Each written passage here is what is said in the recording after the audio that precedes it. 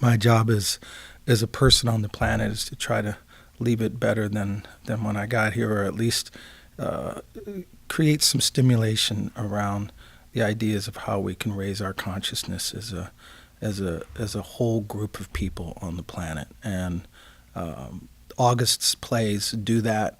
This play does it, but it does it in such a personal way. It gives you such a feeling for this family. You connect to the characters, you care about them, and you can see their situation. It's not about pitting one group against another at all. It's about a group that's experienced terrific challenges in their life, fighting their way through that. And, there's a lot of beautiful love in this family and in this play. It's his music, his poetry.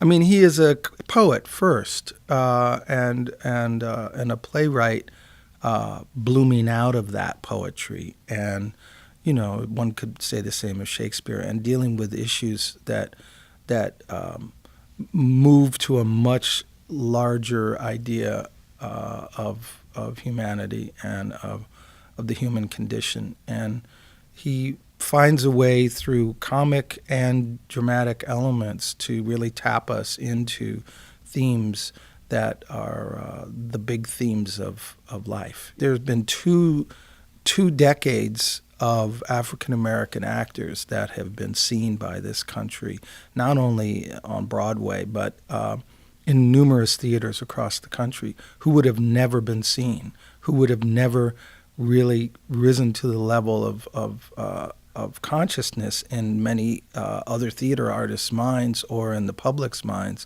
without August Wilson's plays. His impact is so profound.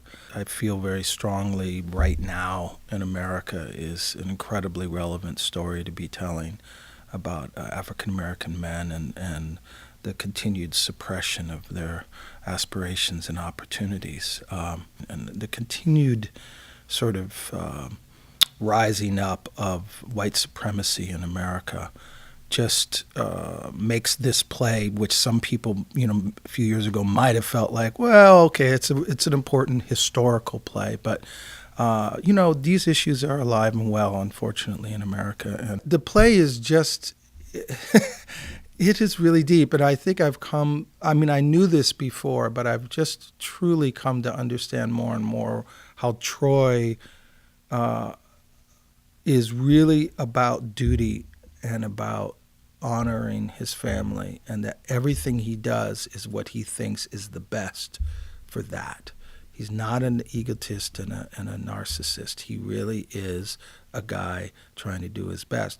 His psyche and his ego have been deeply damaged because they didn't let him play professional baseball, and that informs his need to be bigger than life and the head of his household in ways that seem overbearing. When August discovered the blues, he had an absolute revelation, and all the poetry and all the stories he was collecting and wanted to tell suddenly found their language in the blues. So in this play, Fences, there are characters that sing either blues or spirituals that they're grabbing onto as ways of giving them strength and endurance through things. But there's also Troy has a song that he sings that is a song his father had taught him about an old dog, Blue.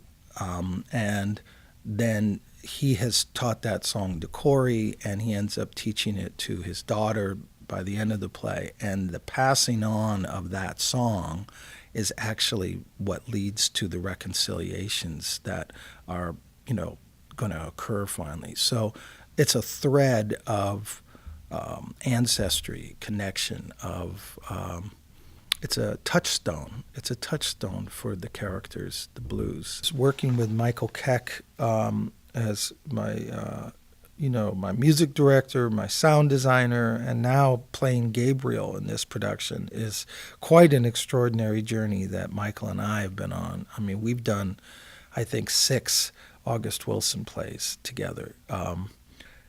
We just continue to discover the blues and jazz and spirituals and all these songs that are strewn throughout August's work, but also implied by the different decades and periods. And this collaboration has been pretty famous for me and really profound. And we've gone deeper and deeper, and we totally rediscovered this play again. So that's another one. We've been doing a lot of rediscovery on this project.